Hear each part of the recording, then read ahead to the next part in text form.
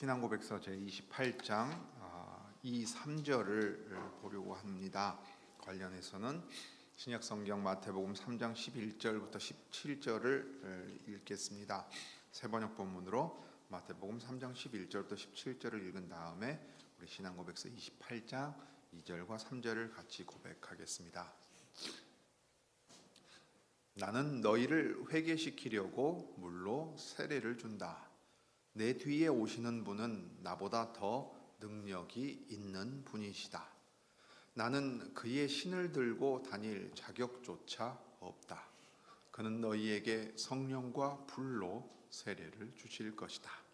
그는 손에 키를 들고 있으니 타작마당을 깨끗이 하여 알곡은 곳간에 모아들이고 쭉정이는 꺼지지 않는 불에 태우실 것이다. 그때 예수께서 요한에게 세례를 받으시려고 갈릴리를 떠나 요단강으로 요한을 찾아가셨다. 그러나 요한은 내가 선생님께 세례를 받아야 할 터인데 선생님께서 내게 오셨습니까? 하고 말하면서 말렸다. 예수께서 그에게 말씀하셨다. 지금은 그렇게 하도록 하십시오. 이렇게 하여 우리가 모든 의를 이루는 것이 옳습니다. 그제서야 요한이 허락하였다. 예수께서 세례를 받으시고 곧 물에서 올라오셨다. 그때 하늘이 열렸다. 그는 하나님의 영이 비둘기같이 내려와 자기 위에 오는 것을 보셨다. 그리고 하늘에서 소리가 나기를 이는 내 사랑하는 아들이다. 내가 그를 좋아한다 하였다. 자, 이제 신앙고백서 제28장 세례에 관하여 중에 2절과 3절을 각각 한 절씩 같이 고백하겠습니다. 2절입니다. 2절. 이 성례에 사용되는 외적 요소는 물이며 합법적으로 소명을 받은 복음의 사역자가 이 물로써 아버지와 아들과 성신의 이름 안으로 세례를 베풉니다. 3절. 세례받는 사람을 물에 잠그는 것이 필수적이지는 않습니다. 세례는 그 사람에게 물을 붓거나 뿌리는 것으로 정당하게 시행됩니다. 자, 이제 그리스도 안에서 언약의 약속이 이루어지기 위해 하나님께서 그 약속에 대하여 상징으로 주셔서 말씀에 덧붙여 은혜를 더 누리도록 주신 것들, 곧 거룩한 예식에 대하여 우리가 계속 보고 있습니다. 이 거룩한 예식은 세례와 성찬 두 가지뿐인데 그 가운데서 28장에서는 이제 세례에 관하여 고백합니다. 이제 세례와 관련해서 생각할 수 있는 첫 번째 것은 세례가 거룩한 예식이 외적인 표와 인을 가지고 있기 때문에 이 외적인 요소를 오해하기가 아주 쉽다는 것을 항상 이제 지적하게 됩니다. 그 다음에 세례와 관련해서는 특별하게 이 세례의 방식을 이해하는 데 있어서 차이도 있습니다. 그래서 신앙고백서가 하나님의 말씀을 살피고 어떻게 하는 것이 좋은가, 특별히 2절과 3절에서 세례의 외적 요소에 대하여 고백했고, 그 다음에 3절에서는 세례의 방식, 정당한 방식이 무엇인가 하는 것을 이제 고백하고 있습니다. 그것을 따라가면서 그 내용을 보겠습니다. 이제 초대교회에서 중세로 넘어오면서 세례는 굉장히 정성을 들이는 행사가 되었습니다. 그도 그럴 것이 이 세례가 기독교에 입문하는 아주 중요한 예식이기 때문에 그랬습니다. 그러다 보니 교회는 점차 지나치게 이 세례 예식 자체에 효력을 부여하기 시작했고, 다른 종교들이 지닌 정교한 예식들과 경쟁하기 시작했습니다.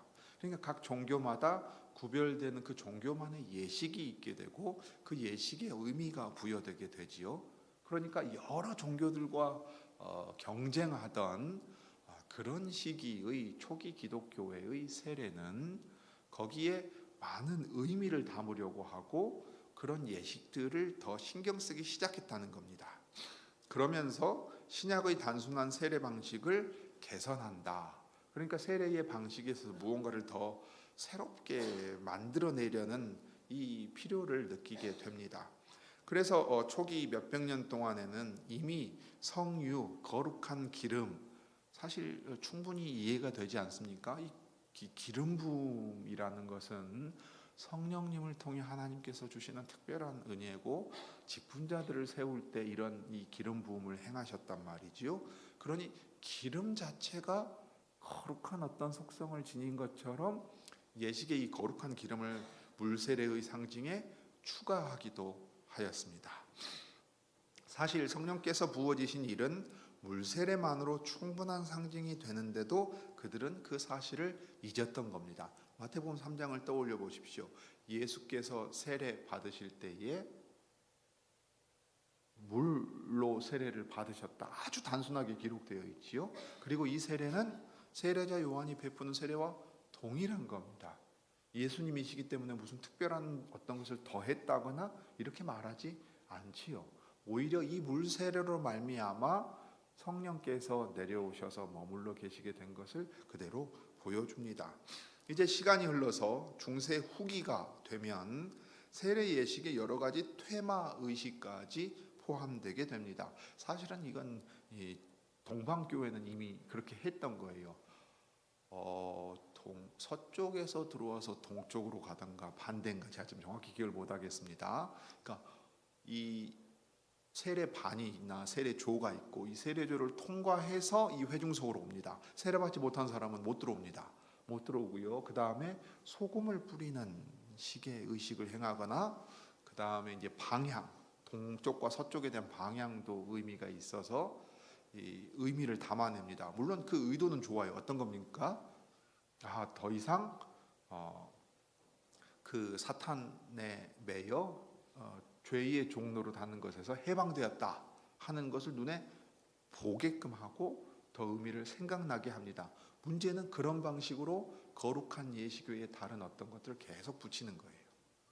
그러니까 퇴마 의식까지 포함하게 되는데 이러면 세례 의식이 하나님의 은혜를 받는 데 초점이 맞춰지는 게 아니라 귀신 쫓아내는데 초점을 맞추게 됩니다.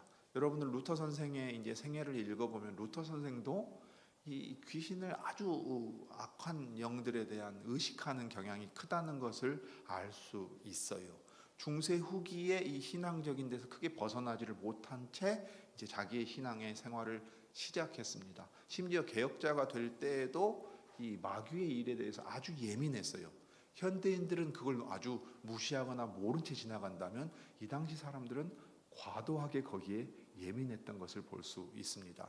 그러니까 루터 선생이 성경을 번역하던 성벽에 가면 루터 선생이 귀신아 물러가라 그러면서 잉크병 던져서 저기 벽에다가 잉크병 던졌다고 하는 얘기가 아직도 있어서 사람들이 얘기를 할 정도입니다. 자, 이전에도 중교 개혁자들은 중세 도입된 이런 요소들에 반대해 왔지요. 그래서 웨스트민스터 대회가 모일 무렵 17세기 중반 정도가 되면 신학자들이 신약 성경의 단순한 교훈으로 되돌아가는 것을 별 논쟁 없이도 제안할 수 있을 정도로 이제 이 개혁된 교회 안에서는 거룩한 예식이 말씀에서 보여준 대로 어찌 해야 되는가를 이제 합의가 충분히 있었습니다. 그 제안이 이제 어떤 거냐면 이 성례에 사용되는 외적 요소는 오직 물뿐이다 하는 거예요. 오직 물이면 된다는 겁니다. 적법하게 임직된 목사가 삼위 하나님의 이름으로 이 성례를 시행하면 된다는 것입니다. 그래서 이 세례의 기본 요소인 물은 세례자 요한의 세례가 예수님과 제자들이 베푼 세례로 연결되는 지점 중 하나입니다. 구약의 경륜 아래서 세례자 요한 때까지가 이제 구약의 시대라면 예수님이 오셔서 이 언약을 성취해 가십니다. 그런데도 여전히 동일하게 이어지는 건 뭡니까? 할례가 세례로 바뀌고 세례를 베푸는 그 주체가 달라지는 것처럼 보일지라도 여전히 동일한 건 세례를 베풀 때에 물로 베푼다 하는 그 점은 여전히 동일했던 겁니다. 그러니 예수님이 아버지와 아들과 성령의 이름으로 연합하게 세례를 베풀라 그럴 때 달라진 건 뭐냐면, 할례가 세례가 되었을 때 세례를 베푸는 이것은 사도들에게 이어질 때 여전히 물로 베풀면 된다. 그리고 중요한 것은 뭐냐? 직분자들을 통해서 합법적으로 그 직무를 맡은 직분자를 통해서 아버지와 아들과 성령의 이름 안으로 연합한 세례를 베풀면 된다 하는 것, 바로 이것입니다. 세례를 성부와 성자와 성신의 이름 안으로 시행해야 하고, 스스로 직분을 취한 자가 아닌 합법적으로 소명을 받은 복음 사역자가 세례를 베풀어야 한다는 것은 마태복음 28장 예수께서 부활하신 이후에 11사도를 두고서 말씀하신 데서 우리가 잘 알 수 있습니다. 지상 명령은 위임 명령이었고, 예수께서는 세례를 베풀라는 명령을 그분이 직분으로 부르신 사람들에게 내리셨습니다. 그래서 이 직무를 맡은 자들이 자기가 아무나 예수 믿는 사람이고, 그 다음에 상대방도 예수 믿는다 하고 물이 있으면 아무나 이렇게 세례를 줘도 된다, 이게 아닙니다. 급하면 병상에서 환자가 죽게 생겼으니까, 노인이 사망하게 생겼으니까 그 즉시 누구든 세례를 베풀면 된다, 이렇게 말하지 않는다는 겁니다. 왜 그렇게 돼버리냐면, 세례 자체가 죽음 이후에 그의 생명에 아주 중요한 어떤 조건이 된다고 생각했기 때문에 그래요. 자, 그래서 중요한 것은 성부와 성자와 성신의 이름으로 세례를 베푼다는 점입니다. 그러면 여러분 한번 떠올려 보십시오. 어떤 세례는 인정받지 못하겠습니까? 예수께서 삼위 하나님의 이름 안으로 세례를 베풀도록 친히 명하신 사실을 생각하면, 오늘날 삼위일체를 부인하는 이단들이 시행하는 세례는 참된 세례라고 여길 수 없게 됩니다. 성령 하나님을 삼위 중 한 위격으로 인정하지 않는다, 또는 예수님이나 성령님을 따로 인정하지 않고 삼위의 하나님을 인정하지 않고 그냥 단일신론처럼 생각한다, 이런 사람들이 있다면, 그런 사람들이 베푸는 세례는 예수께서 말씀하신 삼위 하나님의 이름 안에 연합된 세례가 될 수는 없다 하는 것을 이제 신앙 고백서가 염두에 두고 있었습니다. 그 다음으로 이제 중요한 것은 성례를 베푸는 방식입니다. 이 세례를 베푸는 방식입니다. 왜냐하면 교회에서 오늘날 이제 이렇게 말하는 이들도 있죠. 성경에 세례라고 되어 있는데 다 침례로 바꾼 성경책도 있습니다. 이 침례 교회는 심지어 이 강단 뒤에 어떻게 되냐면 그 침례 그 욕조 같은 게 있습니다. 그래서 커튼으로 막아뒀다가 이제 우리로 치면 세례 베풀어야 될 사람이 있으면은 이 세례는 침례의 방식으로 베풀어야 된다 하고서 물에 잠깁니다. 물에 들어갔다 나오게 만든다고요. 바울이 특별히 그렇게 그걸 떠올리게 만드는 표현들을 좀 썼는데, 그럼 과연 그러한가 하는 것을 생각해야 하고 신앙 고백서를 작성할 때 그것을 다루었습니다. 이 성례는 물과 같은 외적 요소 외에도 예식 때 선포되는 말씀과 구체적인 세례의 행위를 포함합니다. 여러분 한번 떠올려 보시면 돼요. 합법적으로 임직한 사역자가 이 세례를 베풀 때 그 세례를 베풀면서 뭐라고 말하던가요? 내가 성부와 성자와 성령의 이름 안으로, 우리 이제 민혁이가 유아 세례 받았잖아요. 그러면 예를 들면 이 민혁에게 세례를 베푸노라, 이렇게 말하는 게 있어요. 그 다음에 구체적으로 세례의 행위, 이제 우리의 경우에는 어떤 경우는 물을 붓기도 하고요. 그런데 이제 우리의 경우에는 간단히 그냥 아주 상징적으로 뿌립니다. 뿌리고서 마쳤죠. 그러면 이 구체적인 세례의 행위가 거기에 포함되는 겁니다. 그리스도인들은 세례에서 물을 사용한다는 것하고 예식 때 삼위 하나님의 이름으로 이 거룩한 예식에 효력이 있다는 것을 선언하는 것이 필요하다는 점에 동의하지만, 방식에 있어서는 동일하지 않는 경우들이 아주 많습니다. 그래서 침례교회가 이해하는 게 다르고 장로교회와 개혁교회가 이해하는 게 좀 다르기도 합니다. 그런데 오늘날 많은 사람들은 애초에 침례가 의도되어 있는 거고 그게 여건이 허락되지 않아서 그냥 약식으로 시행하는 거다 이렇게 생각하기 쉽습니다.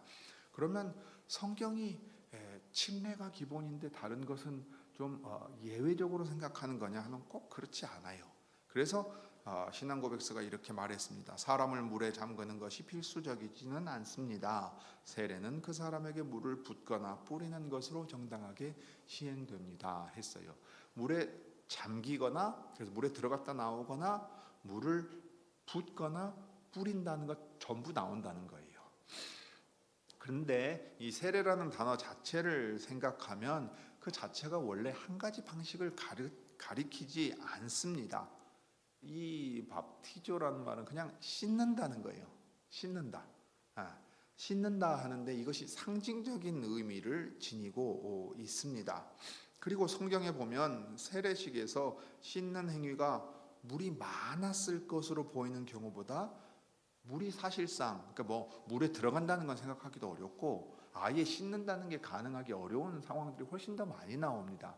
그러면 이때 씻는다는 것은 실제로 이 물이 우리를 씻을 만큼 어떤 상황이 되거나 물에 들어간다는 상황보다는 이 물이 상징적인 의미로 우리의 죄와 더러움을 씻어내는 것을 보여주면 족하다 하는 거예요. 그래서 신앙고백서에서는 이제 4군데를 들어서 얘기를 합니다. 세례의 씻음이 때로는 물을 신체 한 부분에 붓거나 무언가의 뿌리를 의미하였다고 보게 되는데요. 먼저 신약시대 일상생활에서 이 용어를 어떻게 사용했는가를 보면 짐작할 수가 있습니다. 대표적으로 마가복음에 보면 유대인들의 정결 예식이 나옵니다. 바리새인과 율법 선생들은 밖에 나갔다 오면 자기를 정결하게 하고 또 어떻게 합니까? 심지어 그릇도 씻어요. 씻는다 그럴 때 같은 단어를 쓰는 겁니다. 자, 그러면 시장에 돌아온 뒤에 씻지 않으면 먹지 않았다. 그래서 그 한 상에 둘러 앉아서 먹고 마실 때 더러운 것이 오염되게 전염되게 하지 않았다 하는 것을 보여주고, 동일한 동사를 가지고 마가복음 7장 4절에서 잔과 주발과 놋그릇과 식탁용 의자들도 씻었다 했어요. 자, 그러면 이제 이때 씻는다는 말의 의미는 뭐겠어요? 우리로 치면 갔다 와가지고 항상 샤워하고 다 물로 뿌려가지고 다 닦아내고 매번 그랬다는 얘기일까요? 그게 아닌 거죠. 하나님 앞에 부정한 것이 전염되지 않도록 상징적인 어떤 예식을 행했다 하는 것으로 우리가 볼 수 있는 겁니다. 그러니 물에 담그거나 또는 물을 부었다 하기보다는 약간의 물로 씻어내는 또는 뿌리는 정도 있을 가능성이 훨씬 큰 겁니다. 그 다음에 두 번째로, 물에 몸을 담그는 방식으로 세례를 베풀기에는 너무 많은 사람이 세례받은 경우들이 있습니다. 사도행전을 한번 떠올려 보십시오.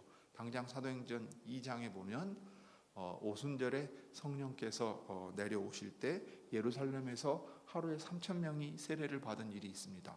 자, 이 사람들이 상당히 건조한 기후 속에 살아가던 유대인들인데 그토록 많은 침례를 위해서 자기들의 생활용수를 왕창 끌어다가 물에 들어갔다 나오는 이 일을 했겠는가, 그게 가능했겠는가 하는 거예요. 성경은 사실 그 방식에 초점을 두고 있지 않기 때문에 그렇게 표현되어 있지도 않거니와 우리가 생각할 때 그게 가능하지도 않았을 거라는 얘기입니다. 다음에 세 번째로, 이 물에 잠그는 이 침례의 방식으로 시행하기는 세례가 너무 신속하게 이루어진 경우들도 있습니다. 이것도 사도행전의 대표적인 예가 나타나지요. 사도행전 16장에 빌립보 감옥의 간수의 가족 이야기가 나옵니다. 자, 한밤중에 믿음을 갖게 됐을 때 그들이 어떻게 했죠? 자기와 온 가족이 즉시 세례를 받았습니다. 그 집에는 수압도 높고 지하수를 써가지고 물이 콸콸콸 나왔으니까 받았겠어요? 그런 의미라기보다는, 그러니 물에 담갔다 하기보다는 아마 이 주전자나 그릇을 가져와서 세례의 의미를 설명한 후에 물을 조금 붓거나 뿌리는 정도로 상징적인 예식으로 행했을 것입니다. 넷째로, 세례의 씻는 행위는 구약에서 씻는 행위들에 이어지는 그 구약적인 행위들을 중요한 배경으로 두고 있습니다. 신약 성경에서는 희생 제물의 피가 뿌려지던 구약 예식들을 가리켜 이 세례라고 씻는 거라고 말합니다. 그래서 히브리서 9장 10절에 보면 여러 씻는 예식들이라는 표현을 써요. 우리말에 번역할 때 씻는 것과 세례가 구분돼서 그렇지 그 자체는 그냥 씻는 겁니다. 그러면 피로 말미암아 피를 뿌려서 정결케 하는 거예요. 피를 꼭 부어야 되느냐 그런 것도 아닌 겁니다. 출애굽기 20장에 이제 언약 체결이 끝나갈 때에 이 의식들 같은 것을 볼 때도 그러합니다. 그러니까 이 세례라 할 때는 담그거나 꼭 부어야 된다기보다도 심지어 오히려 뿌리는 형태의 상징적인 행위로도 충분하다는 게 구약이 이어지는 신약의 의미가 되는 겁니다. 여하튼 우리가 가장 주목해야 할 점은 뭐냐면 성경에서 이렇게 뿌리고 붓는 행위들이 물에 잠그는 행위로는 전혀 나타낼 수 없는 방식으로 거듭거듭 하나님의 구원 사역을 상징해 왔다는 겁니다. 기름 부음은 성신의 오심을 상징했습니다. 기름을 붓는다 했잖아요. 이게 부으니까 어떻게 돼요? 향기로운 기름이 머리 꼭대기에서부터 흘러가지고서 이 옷까지 딱 흘러내립니다. 그런 것처럼 그 다음에 이제 피 뿌림은 죄 용서를 상징했습니다. 붓거나 뿌렸습니다. 성화, 거룩해져가는 일과 관련해서도 마찬가지입니다. 히브리서를 쓴 히브리서 기자도 이렇게 말합니다. 우리가 마음의 뿌림을 받아 양심의 악을 깨닫고 몸을 맑은 물로 씻었으니 참 마음과 온전한 믿음으로 하나님께 나아가자. 뿌리고 물로 씻었다 하는 표현을 썼어요. 침례의 방식이 더 그럴듯하게 생각되도록 만드는 구절이 있는데 로마서 6장과 골로새서 2장에 나옵니다. 하지만 이 구절들이 침례를 떠올리게 만드는 이유는 아마도 우리로서는 시신을 매장하는 일을 수직적으로, 그러니까 땅을 약 2m 가까이 파고 들어가서 묻는 것으로 생각하기 때문일 겁니다. 그런데 일반적인 유대인의 매장 방식은 어떠했습니까? 우리 예수님의 시신을 어디다 두었지요? 사용하지 않은 굴에다가 넣어두고 돌로 입구를 막습니다. 이제 이런 부분이 있기 때문에 침례가 가장 성경적인 방식이다 이렇게 주장할 게 아닌 거예요. 붓거나 뿌리거나 물속에 들어갔다 나오거나 어떤 방식으로든 그 방식 자체가 성경이 명하는 하나의 어떤 방식이 아니라 그 의미를 바로 깨달아서 하나님의 은혜를 누리도록 된 것이다. 그러니 다시 돌아가서 이 성례에 사용되는 외적 요소는 무엇이면 족합니까? 물이면 족하고 삼위 하나님의 이름 안으로 연합하도록 합법적으로 임직한 사역자가 행하면 되는 일이 되겠습니다. 자, 오늘은 여기까지 보시지요. 기도하겠습니다.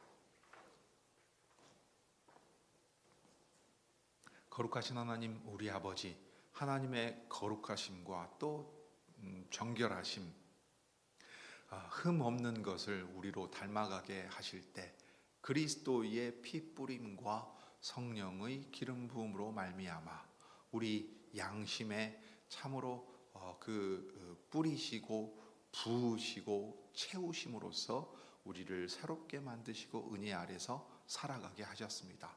과연 그리스도와 함께 죽은 자 되어서 땅 아래 무덤 속으로 들어간 자 같이 되었고 그리스도의 부활로 말미암아 다시 일으킴을 받아 아버지의 오른편 그 하늘에 함께 앉게 되었습니다.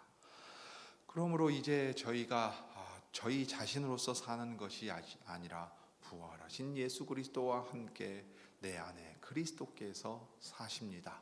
이 세례와 부활과 여러 의미들을 바로 잘 깨달아서 참으로 깨끗한 양심을 따라 주 예수 그리스도의 종이요 또 그리스도와 함께 하늘 아버지의 자녀된 이들로서 이 은혜 안에서 자라갈 수 있게 인도해 주시기를 구합니다. 주 예수님의 이름으로 기도드립니다.